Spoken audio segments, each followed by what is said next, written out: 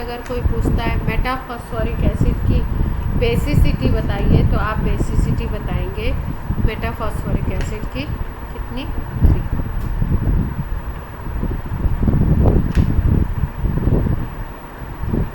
क्यों? क्योंकि ये ट्राइमेरिक फॉर्म में होता है।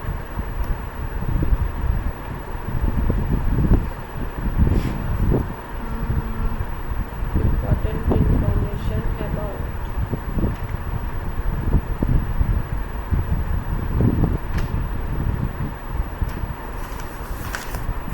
HPO3।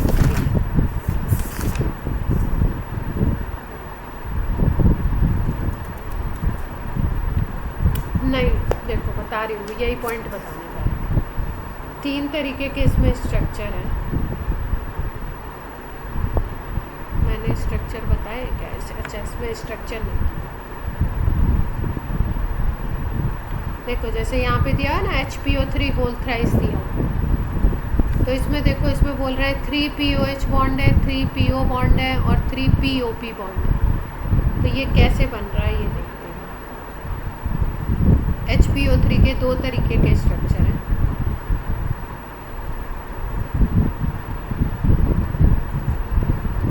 HPO3 होल थ्राइस के 2 तरीके के स्ट्रक्चर हैं। एक को बोल रहे हैं हम लोग लीनियर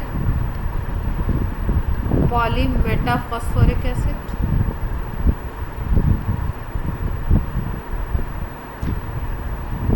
और दूसरे को हम बोल रहे हैं cyclo try Meta phosphoric acid. अब देखते हैं भाई लीनियर में कैसे जुड़ेगा HPO3 की यूनिट्स कैसे जुड़ती हैं।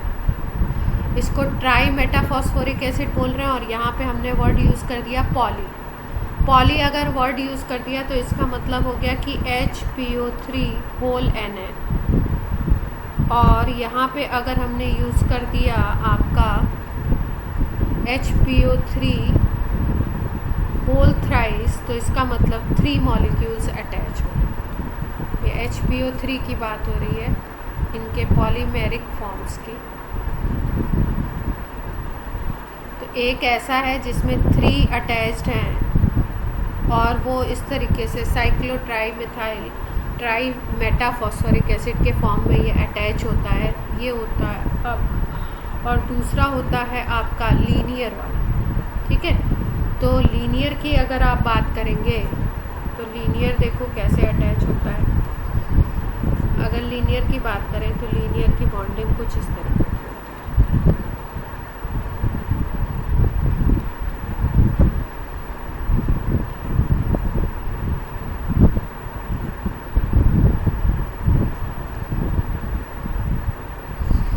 लीनियर में कुछ यूनिट्स इस तरीके से अटैच होती हैं। POH बॉन्ड बना दो, एक इधर, ये इधर POH बॉन्ड, एक इधर ये बॉन्ड, और ऐसे ये लीनियरली अटैच होते जाते हैं, सीधे N मॉलिक्यूल्स लीनियरली अटैच होते हैं, ठीक है। और अगर हम लोग cyclo try Meta phosphoric acid की बात करें तो इसमें जैसा कि आपको वर्ड से पता चल रहा है साइक्लिक है, इसका मतलब HPO3 यूनिट्स कैसे अटैच होंगी, साइक्लिक फॉर्म में अटैच होंगी। तो इसमें कुछ इस तरीके का होता है। साइक्लिक वाले को अगर हमको बनाना है तो साइक्लिक वाले को देखो हम कैसे बना सकते हैं।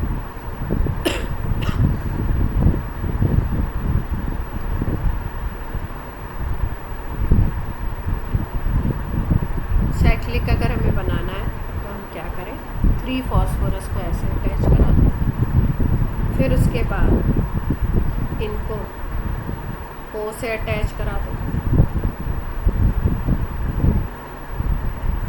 ऐसे।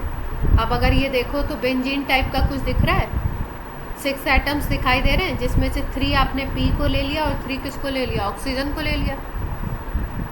अब यहाँ पे एक डबल बॉन्ड दिखा दो या कोऑर्डिनेट बॉन्ड दिखा दो, एक OH इससे अटैच करा दो, यहाँ पे फिर से एक कोऑर्डिनेट दिखा दो और एक OH इससे अटैच करा दो, और यहाँ पे फिर से एक कोऑर्डिनेट दिखा दो और एक OH इससे।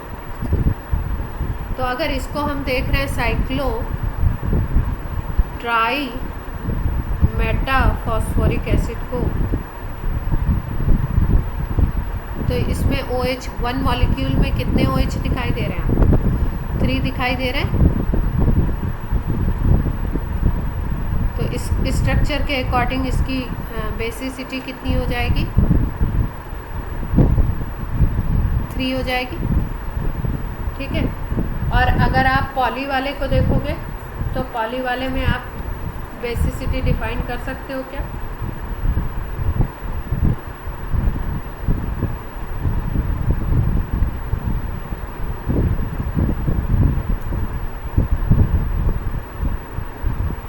ये पॉली वाला है। ठीक है। तो पॉली वाले में आप कर सकते हो क्या?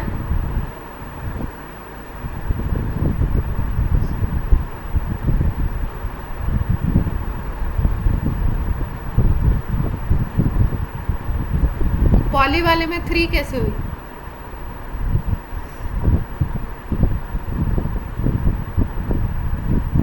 अच्छा, ये केवल स्ट्रक्चर, ये स्ट्रक्चर इधर भी है, इधर भी।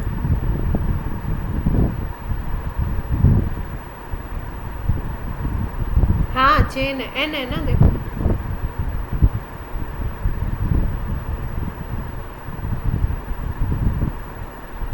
N है। हाँ, फिर N होनी चाहिए, NOH बॉन्ड। अगर N यूनिट्स अटैच हो रही है तो NOH बॉन्ड होंगे। ठीक है। तो इसका तो हम लोग स्ट्रक्चर देख के सीधे सीधे बता पाते हैं कि बेसिसिटी 3 होती है।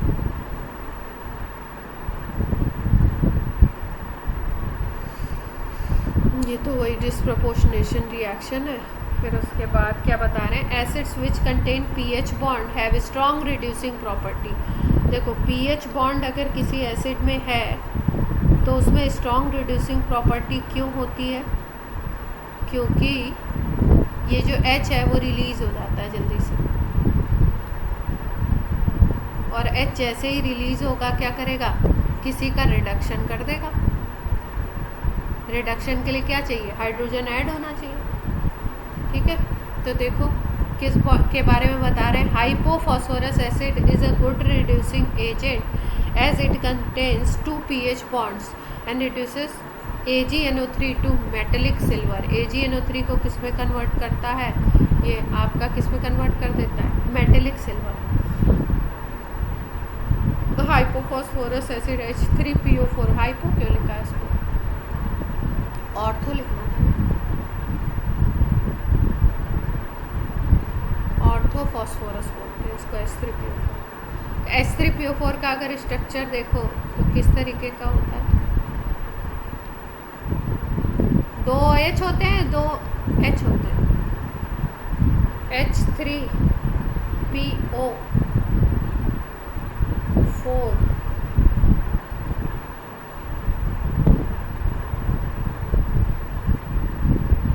नहीं, OH तो 3 होते हैं। H3PO2 में कितने होते हैं? एक ही OH होता है।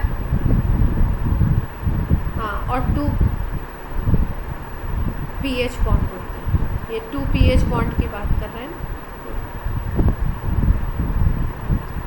H3PO2, ये है ना स्ट्रक्चर H3PO2 का। तो इसमें अगर देखो तो pH बॉन्ड कितने दिखाई दे रहे हैं? एक pH ये है, एक pH ये है, हाइड्रोजन एक्सेस में। तो ये बॉन्ड ब्रेक होगा तो रिड्यूस करेगा चीज़ों को। रिड्यूस करने के लिए यहाँ पे फॉर्मूला इन्होंने गलत लिखा है, नाम तो सही लिखा है। यहाँ पे H3PO2 लिखना चाहिए।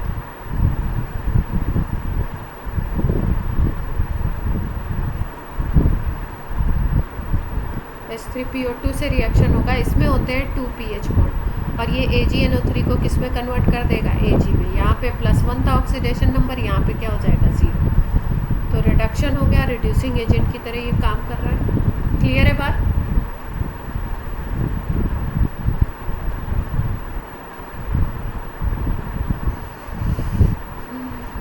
H3PO4 is a hydrogen bonded in aqueous solution because this concentrated acid is syrupy and viscous।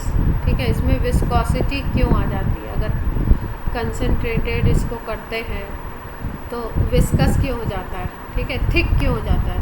Viscosity कैसे देखते हैं हम लोग? थिकनेस से देखते हैं ना। ऐसा क्यों है? क्योंकि इसमें हाइड्रोजन बॉन्डिंग प्रेजेंट है। हाइड्रोजन बॉन्डिंग अगर प्रेजेंट होगी तो कई सारे मॉलिक्यूल्स आपस में क्या हो जाएंगे? इंटरमॉलिक्यूलर अगर हाइड्रोजन बॉन्डिंग हो जाती है तो कई सारे मॉलिक्यूल्स आपस में अटैच हो जाते हैं, ठीक है। तो थिकनेस बढ़ जाती है किसी भी सॉल्यूशन की, किसी भी लिक्विड की। क्लियर है ये बात?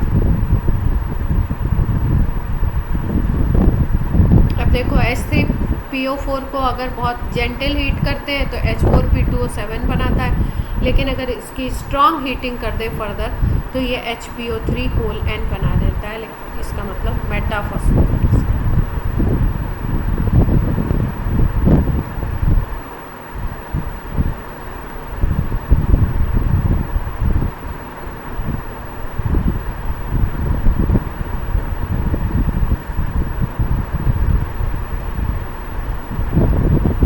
अगर हम लोग बात करें फॉस्फोरिक एसिड के बारे में डिस्कशन,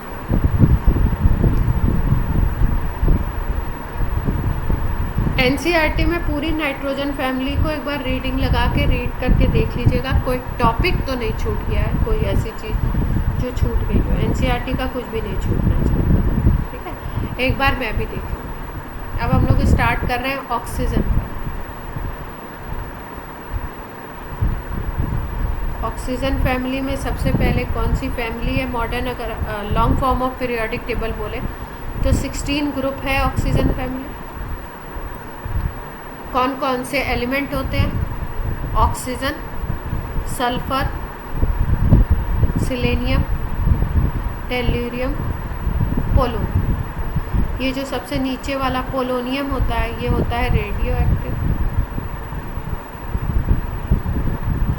और मेटेलिक नेचर होता है इसमें, ठीक है। ऑक्सीजन और सल्फर की अगर बात करें तो ये होते हैं आपके प्योर नॉन मेटेलिक, मतलब नॉन मेटेलिक बोल सकते हैं, प्योर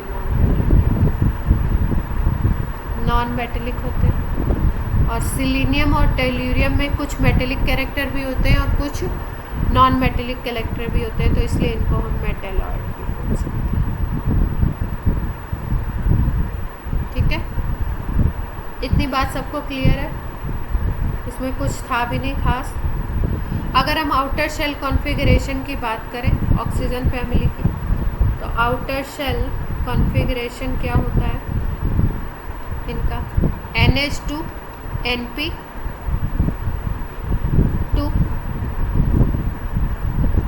NP4 NP3 तो आपका 15 ग्रुप का ही हो गया, तो इसका हो जाएगा NP4। अब अगर हम ऑक्सीजन की बात करें तो लास्ट में क्या आएगा? 2H2 2P4। सल्फर की अगर बात करो तो क्या आएगा? 3H2 3P4।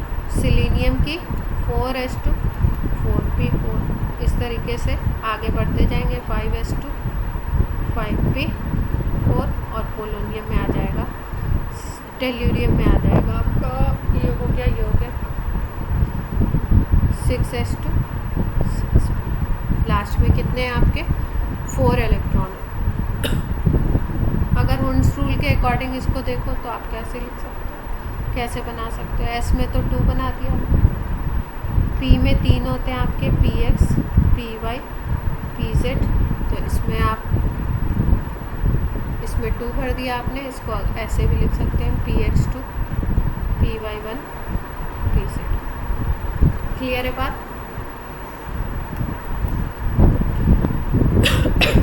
Outer shell configuration को अगर देखो तो आउटर शेल कॉन्फ़िगरेशन देखने से हमको क्या पता लगता है कि अगर इसको स्टेबल कॉन्फ़िगरेशन चाहिए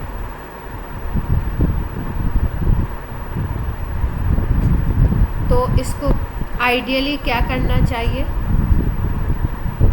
भाई ये फुलफिल है, ये फुलफिल है। अगर 2 इलेक्ट्रॉन कहीं से मिल जाए,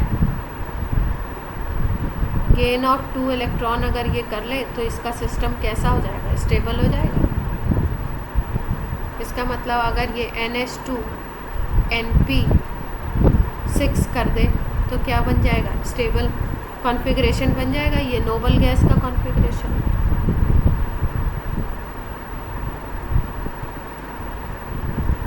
कोई भी एटम, कोई भी एलिमेंट क्यों रिएक्ट करता है, उसको क्या चाहिए होती है, स्टेबिलिटी चाहिए होती है।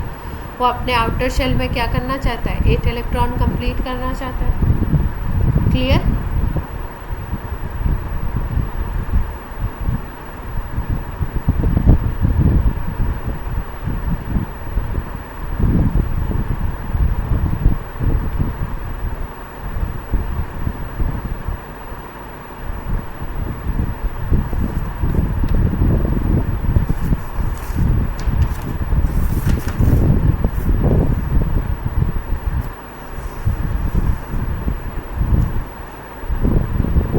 अगर हम लोग इस फैमिली की बात करें तो ऑक्सीजन फैमिली तो इसलिए बोलते हैं क्योंकि फर्स्ट एलिमेंट ऑक्सीजन है। दूसरा इसका एक स्पेशल नेम है, क्या नेम है, बताया है नहीं बताया, बताइए। हाँ,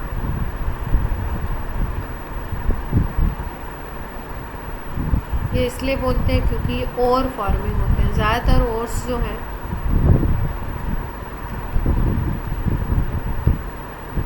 उसमें ऑक्सीजन, सल्फर ये प्रेजेंट होते हैं। अगर ओर्स की हम लोग बात करें, जैसे कि हम बात करें अगर आपके डिफरेंट टाइप के ओर्स जितने भी हमें पता है, तो उसमें ज़्यादातर में ऑक्सीजन और सल्फर प्रेजेंट होता है। जैसे अगर बात की जाए एल्युमिनियम के ओर्स की,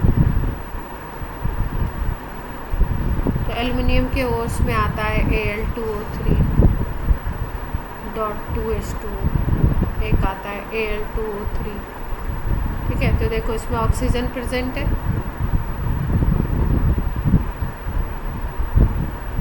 और अगर हम बात करें तो एक होता है Al2O3.H2, इसको एल्यूमिना बोलते हैं।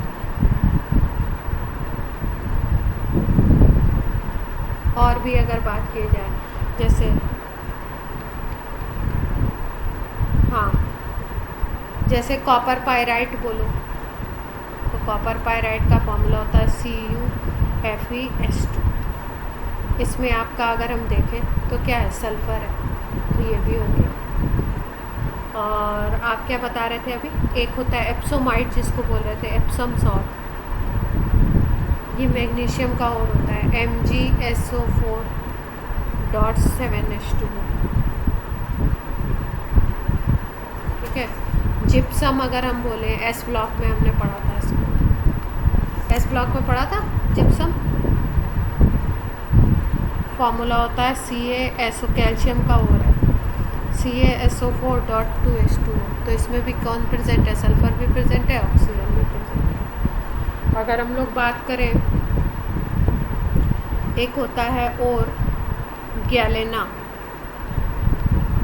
इसको हम बोलते हैं PbS, लेड सल्फाइड वैसे बोलते हैं, और ये वैसे कमर्शियल नेम इसका क्या है, गैलेना। जैसे एक और होता है जिंक ब्लेंड, ये भी सल्फाइड हो रहा है, ZnS। एक और होता है आपका आयरन पायराइट, इसको बोलते हैं FeS2, इसमें भी सल्फर प्रेजेंट है। देख रहे हैं कौन सी फैमिली का है, ऑक्सीजन फैमिली। तो बहुत सारे ऐसे ओर्स हैं जो मेटल्स आपके निकाले जाते हैं, उसमें कौन सी फैमिली के कंपाउंड, कौन सी फैमिली के एलिमेंट प्रेजेंट है, इस फैमिली के एलिमेंट प्रेजेंट है, तो इसलिए इसको हम लोग बोलते हैं ओर फॉर्मिंग फैमिली। ठीक है, जैसे आयरन के ओर है Fe2O3, Fe3O4, इनकी अगर हम बात करें तो इसमें ऑक्सीजन प्रेजेंट है, देख पा रहे हैं।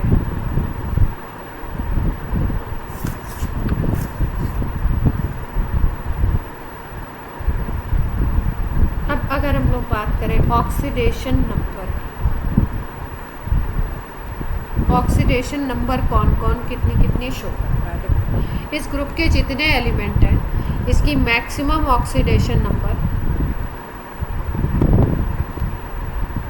तो कितनी हो सकती है, maximum oxidation number group number के इक्वल होती है। ग्रुप नंबर कौन सा देखते हैं हम लोग, ग्रुप नंबर देखते हैं अपना 16 नहीं देखेंगे, कौन सा देखेंगे, 6। ठीक है, तो मैक्सिमम ऑक्सीडेशन नंबर हो सकती है +6। और मिनिमम ऑक्सीडेशन नंबर किसी का कैसे निकालते हैं? हाँ, ये ग्रुप नंबर होता है और मिनिमम अगर निकालना है तो ग्रुप नंबर -8 कर देते हैं। 6 - 8 करोगे तो -2। तो मिनिमम तो ये -2 शो कर सकता है ये फैमिली, और मैक्सिमम कितना शो कर सकता है?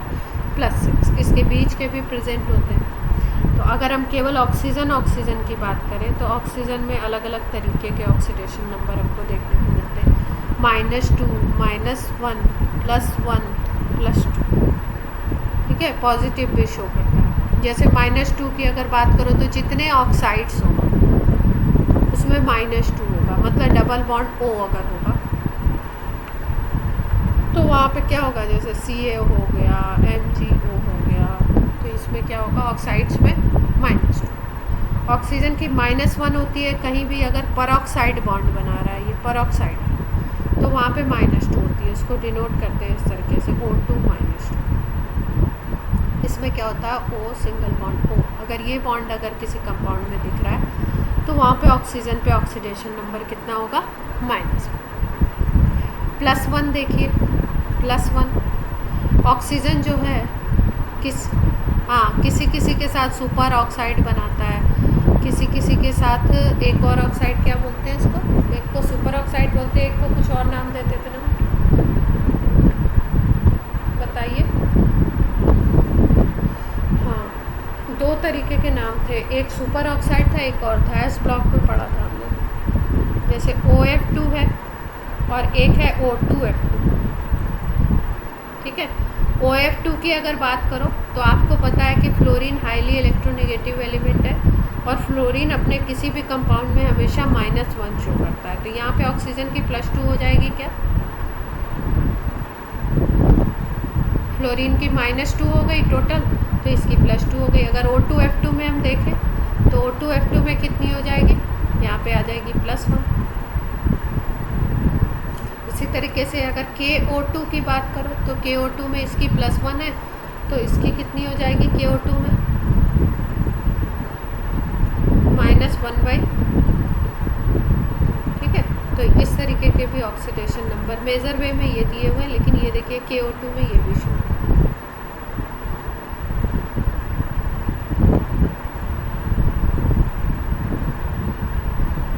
अब अगर हम लोग सल्फ़र की बात करें तो सल्फ़र भी यही शो करता है, -2, +2, और सल्फ़र में चेंज आ जाता है, +4 और +6 भी ऐड हो जाता है। सल्फ़र +4 और +6 भी ऐड कर लेता है। क्यों? सल्फ़र का इलेक्ट्रॉनिक कॉन्फ़िगरेशन अगर हम लिखें, हाँ, 1s2 2s2 2p6 3s2 3p4 है ना, और यहाँ पे 3d0 भी है, तो 3d आपका वैकेंट है, फ्री है, तो इसके इलेक्ट्रॉन इधर तक जा सकते हैं और बॉन्डिंग कर सकते हैं। तो अगर बॉन्डिंग कर सकते हैं तो 4 भी शो कर सकता है और 6 भी शो कर सकता है। 4 कैसे शो करेगा? अगर शो करेगा, ये P के हैं, ये T का। P के देखो 4 है,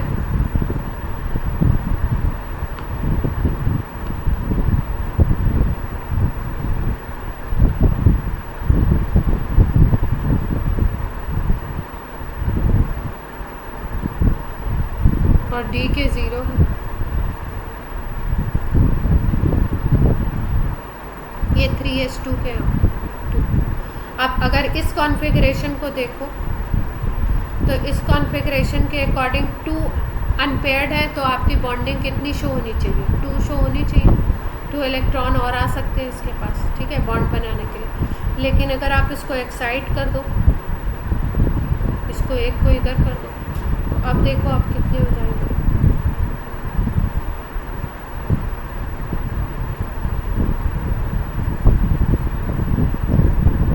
ये यहाँ पे आ गया, तो अब अपने पास अनपेयर्ड कितने हो जाएंगे? 1 2 3 4। तो इस कंडीशन में 4 ऑक्सीडेशन नंबर शो कर सकते हैं। और अगर हम लोग इसको भी एक्साइट करवा दें, ये वाले को, तब कितने बन जाएंगे? तब 6 बन जाएंगे।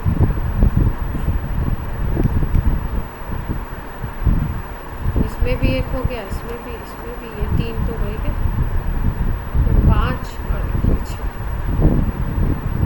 क्लियर है बात?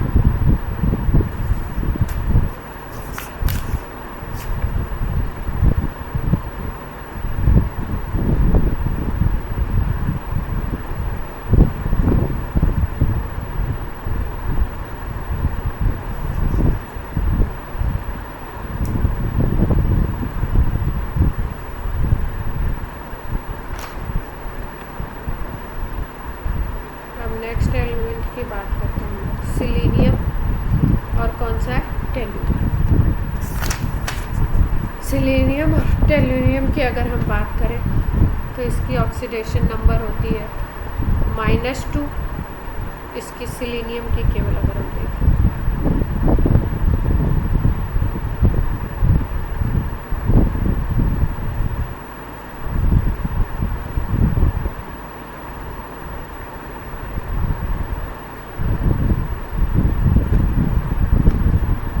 इसमें भी इसी तरीके का -2 +2 +4 और प्लस सेम कॉन्फ़िगरेशन हमें दिखता है ऑक्सीडेशन नंबर का। टेलुरियम की अगर बात कर लें तो टेलुरियम में आता है -2 +2 +4 +6। इसका मतलब ये वाला और सल्फर, तीनों का कॉन्फ़िगरेशन क्या है, सेम है ऑक्सीडेशन नंबर के पॉइंट ऑफ व्यू। ठीक, अब लास्ट वाला अगर हम बात करें पोलोनियम की, तो पोलोनियम शो करता है +2 +4 +6। ये माइनस वाले नहीं शो करता, क्यों? क्योंकि इसमें मेटेलिक कैरेक्टर ज़्यादा डेवलप हो जाता है, नॉन मेटेलिक कैरेक्टर इसमें होता नहीं है। तो मेटेलिक कैरेक्टर अगर ज़्यादा डेवलप हो जाए, क्योंकि डाउन द ग्रुप आप आते हैं तो मेटेलिक कैरेक्टर बढ़ता है ना, तो इसमें मेटेलिक कैरेक्टर बहुत ज़्यादा होता है, तो इसलिए ये गेन नहीं करता है इलेक्ट्रॉन का, हमेशा क्या करता है, इलेक्ट्रॉन को रिलीज़ करता है। तो अगर कोई इलेक्ट्रॉन को केवल रिलीज़ करेगा तो क्या होगा, वो मेटल की तरह ही एक्ट करेगा, और नॉन मेटल के लिए तो इलेक्ट्रॉन को गेन करना ज़रूरी होता है। अब नेक्स्ट बात हम लोग करते हैं रेडियस की। रेडियस में क्या है भाई, आयनिक रेडिया या एटॉमिक रेडिया?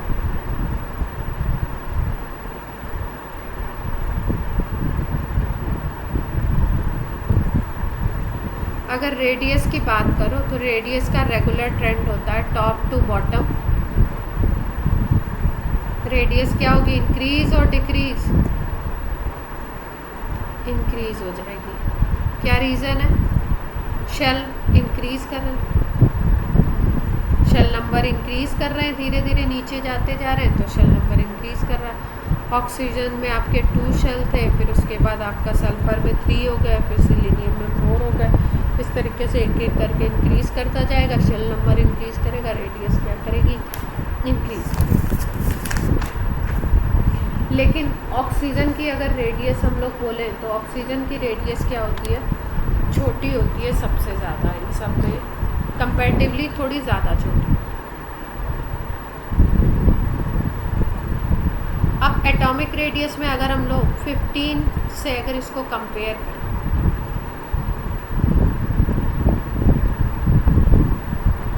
15 ग्रुप वालों से अगर हम कंपेयर करें तो 15 ग्रुप आपको पता है लेफ़्ट में, और उसके राइट में जाते हैं तो कौन सा ग्रुप पड़ता है आपका, 16 पड़ता है। तो क्या होना चाहिए, लेफ़्ट टू राइट अगर हम जा रहे हैं तो रेडियस इंक्रीज़ करती है या डिक्रीज़ करनी चाहिए? जनरली तो ऐसा होता है कि लेफ़्ट टू राइट जाओगे तो क्या होगा, रेडियस डिक्रीज़ करती है। अगर हम नाइट्रोजन और ऑक्सीजन को कंपेयर करें तो इसमें क्या होना चाहिए रेडियस का,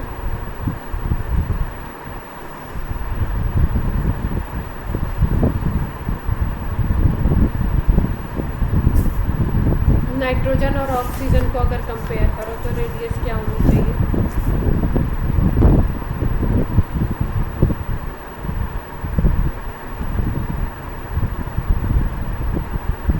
नाइट्रोजन की रेडियस कम होनी चाहिए या ज़्यादा?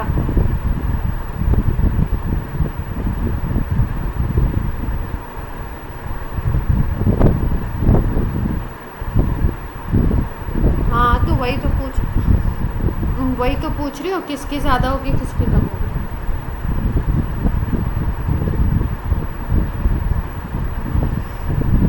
नाइट्रोजन की ज़्यादा होगी, ऑक्सीजन की कम होगी।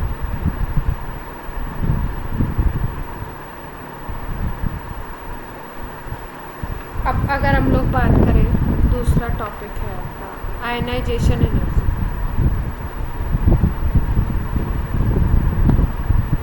अच्छा, आयनाइजेशन एनर्जी की ज़रा डेफिनेशन बता दो सब लोग। 11th में सब लोग आयुष नहीं, मैं पूछूंगी, मैं जिससे पूछूंगी।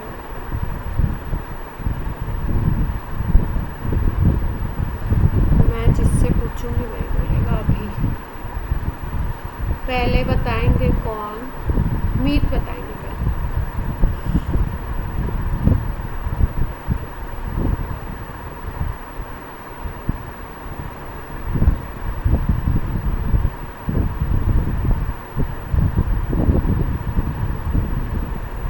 विधि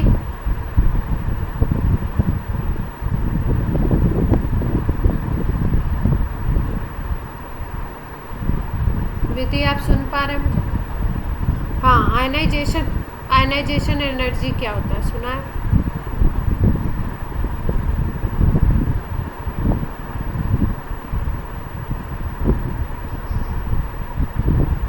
प्रांजल,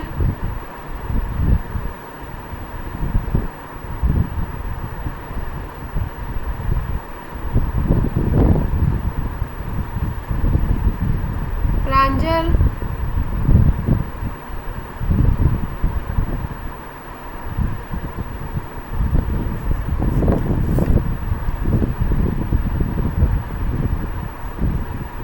प्रांजल,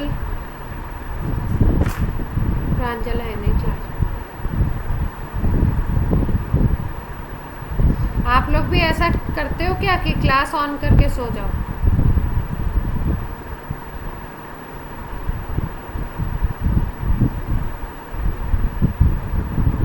नहीं, मैं तो अपनी पूछ रही हूँ।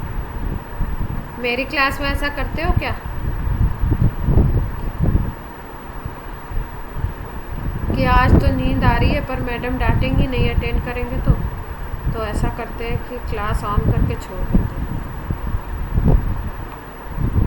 अब देखो, प्रांजल को मैं आवाज़ दे रही हूँ। प्रांजल,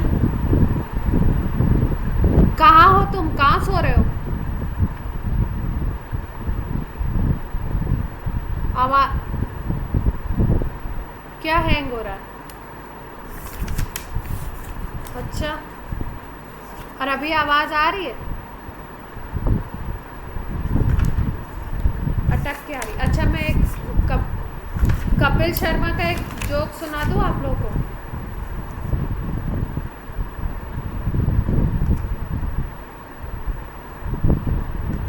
सुना दूँ क्या आप लोगों को?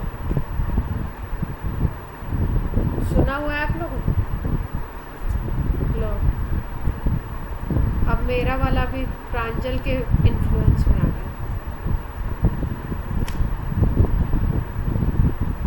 एक दिन कोई, मैं देख रही थी उसका कोई एपिसोड, मैं देखती बहुत उसको, तो उसमें क्या बता रहे थे, कोई किसी फैमिली से मतलब वो मिला था। उस तरीके का एपिसोड नहीं था जिस तरीके का आता है। तो लॉकडाउन के टाइम में कई फैमिलीज से उसने कनेक्ट किया था कपिल शर्मा ने, तो वो शो पे दिखा रहे थे। तो ऐसे एक पंजाबी फैमिली थी, उसके किसी बच्चे का कोई बता रहा था बात कि जब ऑनलाइन क्लासेस होती हैं, वो छोटा बच्चा था 10 और 11 ईयर्स का। आवाज़ आ रही है अब?